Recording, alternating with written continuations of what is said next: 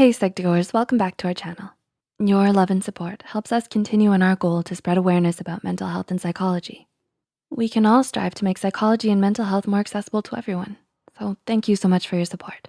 Now, to the video. If you or someone you care about is in immediate danger of committing suicide, call 911 or your local emergency number and reach out to a mental health professional immediately. Do you have a friend or loved one you're worried about?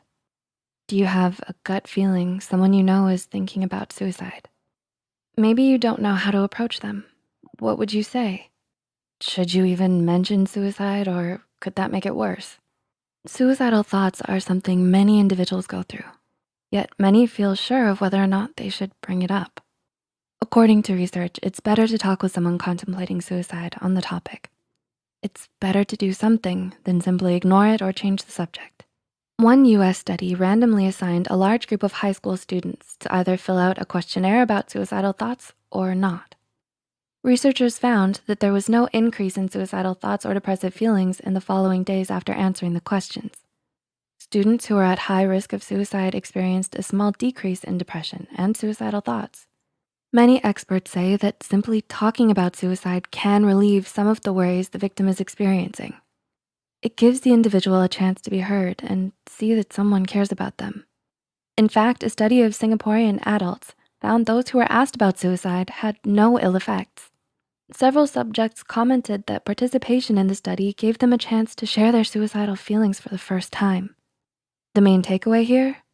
Reach out and talk to someone who you think may be considering suicide. Deep down, they may be looking for help, but may be too afraid to ask for it.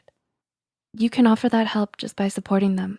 So what exactly do you say to someone who might be considering suicide? Well, here are 13 tips on how to negotiate with someone who may be in that position. Number 1, recognize the signs. It's important to recognize the warning signs of someone who may commit suicide. These signs could be threats or comments about killing themselves, social withdrawal and sudden isolation, dramatic mood swings, talking or writing about death, increased alcohol or drug use, aggressive behavior, and impulsive or reckless behavior. They might express how they feel that they have no reason to go on living. They could be giving away items or suddenly making a will, or maybe they've discussed suicide in the past as a way out. If you can recognize the many signs, you'll have a surer feeling of whether or not to bring up the topic. Speaking of which, if you have a gut feeling, regardless of symptoms, you should just simply ask. They may be desperate for someone to turn to, and there's definitely a difference it could make. Number 2, ask them how they are. If you wanna start to approach someone you're worried about, simply ask how they are. A simple hello or how are you feeling can mean the world of a difference to someone who wants help but is too afraid to ask. If they start to open up, you'll be there to listen. Number 3, ask specifically about suicide. If you have a strong feeling someone may be dealing with suicidal thoughts or is contemplating suicide, just ask them. Once again, asking if they're considering suicide isn't more likely to make them go through with it. Research backs this up, and findings suggest acknowledging suicide and discussing it may reduce suicidal ideation. Ask them, are you thinking about suicide? It may show them that you're open to talk about it and aren't judgmental about the topic. The next step is to stay with them and listen to their feelings. 4, stay with them. Beyond staying with them, it's important to be proactive in gaining skills to support those struggling with their mental health. Learning psychological first aid using the RAPID model, reflective listening, assessment of needs, prioritization, intervention, and disposition, can go a long way to providing support. Johns Hopkins University is offering an online course called Psychological First Aid, where Dr. Everly provides perspectives on trauma and injuries beyond those physical in nature. The RAPID model is applicable everywhere, especially in dealing with the psychological aftermath of accidents and traumatizing incidents. This course only takes 6 hours to complete and is completely flexible. You'll be able to listen reflectively, mitigate acute distress and dysfunction, learn to practice self-care, and recognize when to facilitate access to further mental health support. The course is completely online, self-paced, and the best part yet, You can earn a certificate from Johns Hopkins University upon completion. So if interested, make sure you check out the description box below and check the course out. Number 5, keep them safe and remove harmful items. After asking if suicide's been on their mind, ask them if they've already done something to try to kill themselves. Do they know how they would do it? Do they have a plan? Find these answers out and then determine whether this is an emergency that needs additional help. If they appear to be in immediate danger, remove any harmful items out of the room and as far away as possible. These can include sharp objects such as knives, drugs, cleaning products, any wires, cords, belts, or rope. Number 6, acknowledge their feelings are legitimate. It's important to acknowledge that their feelings are real and shouldn't be brushed aside. You should never say things like, just be happy or snap out of it. It may also be a bad idea to immediately suggest an easy solution, as the individual may get defensive or feel rejected, unheard, or guilty. Number 7, repeat their words back to them in your own way. It's important to actively listen to what they have to say. After they're done speaking, repeat their words back to them in your own words to show that you have listened. It shows them you care and you are there for them. This method can also help make sure that you understood them. Number 8, empathize with them. Empathy. It's best to show we empathize with someone when we feel it. It may help them know someone genuinely cares about what they're feeling. You could try expressing this by saying, I may not know exactly what you're going through or the pain that you're experiencing, but I want to try to understand. Number 9, encourage them to focus on getting through today. It can seem difficult to imagine continuing to live when you feel hopeless or suffer from suicidal thoughts. But it can seem a lot easier to get through one day at a time. Encourage them to get through the day instead of focusing on the complicated mess that can be our future. Nobody knows what's in store for them. Our lives can go from unfortunate to lucky in an instant. We can help cultivate our own meaning to push on in life in our fight to live. Number 10, identify a hook.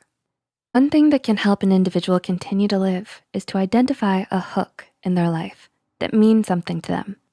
What's important to this person? What holds meaning and value in their life? Maybe they have family they love or a pet who needs their care. What about a job they enjoy or something they're passionate about?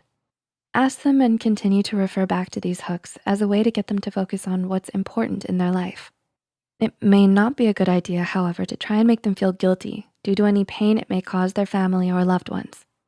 The goal is to remind them of what they value and make them feel better, not worse about themselves.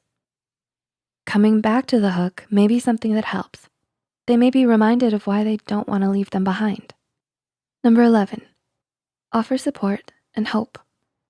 If you've stayed with them during a crisis, you're already providing them with a form of support. Next is to provide hope. Mention their strengths. Look them in the eyes and say something such as, I know we can get through this. We can, together. Maybe you've seen them fight through hard times. Tell them. Mention how strong they are, how brave. Give them the hope they need to rely on to keep going. Just because you don't feel strong enough to move on doesn't mean you aren't strong. You are. Look how far you've made it, and think about how far you can go if you continue to live. With hope, anything is possible. Number 12, don't minimize their problems or say anything judgmental. An important part of all of this is to be non-judgmental. Don't minimize their problems or compare them to others in a negative way. Just because you may find it easy to continue forward does not mean they do. Everyone is different and everyone handles their emotions and situations differently. Number 12, help them develop a safety plan.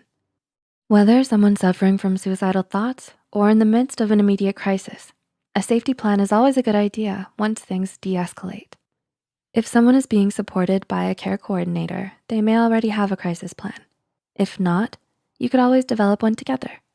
A crisis plan is used to help an individual when suicidal thoughts return or when they're in a crisis. These are the steps they should take when things begin to worsen. Things to include in a crisis plan could be to not be alone, removing certain objects in the home, and talking to a helpline, loved one, or professional. Another great thing to add to the list is distraction techniques. such as getting lost in a good book or writing in a journal. Or maybe you'd like to put on your favorite film or television show. Or when all else fails, snuggle with your beloved pet. A man's best friend is always there to listen. I'm a dog person. If you feel the need to get out or simply know it can help you, go to a museum or theater or visit someone you know. A final step in their plan should be to seek professional or emergency help if they need it or are in a crisis. Find them some resources and then discuss the options with them. And 13, follow up. And lastly, it's important to follow up and see how they're doing. One of the worst things you could do is make a promise and then not keep it. So try not to make any impossible promises or skip a planned meeting. Some individuals find it hard to keep appointments with a therapist or psychiatrist. A lot of people schedule to meet with a professional, but then don't show. Many have found it helpful to have someone accompany them to therapy sessions or appointments. If you notice your loved one isn't following through with meeting a mental health professional, it may be a good idea to drive them or even go in with them. Whether that means you're reading a magazine in the waiting room, listening to some music in the car, or hiding in the corner of a session's video call, I'm sure any support would help. Have you ever had someone convince you to stay alive when you were on the brink of taking your own life? What was it that someone said to you that convinced you to change your mind about suicide and stay alive? How do you feel about the topic now? Please feel free to email us at yourstories@psych2go.net and share your story anonymously. We will be selecting several stories for an upcoming video in hopes the words that changed your life will motivate others to keep going as well. If you found the tips in this video of value and want to learn more about how to be more proactive when it comes to helping others, then you should check out the psychological first aid. A big shout out to Coursera for sponsoring this video and offering a course from Johns Hopkins University to our viewers. You can earn a certificate from Johns Hopkins University upon completion, so make sure you check it out. If you found this video helpful, don't forget to click the like button and share this video with someone who might need it. Subscribe to Psych2Go and hit the notification bell icon for more content like this. And as always, thanks for watching.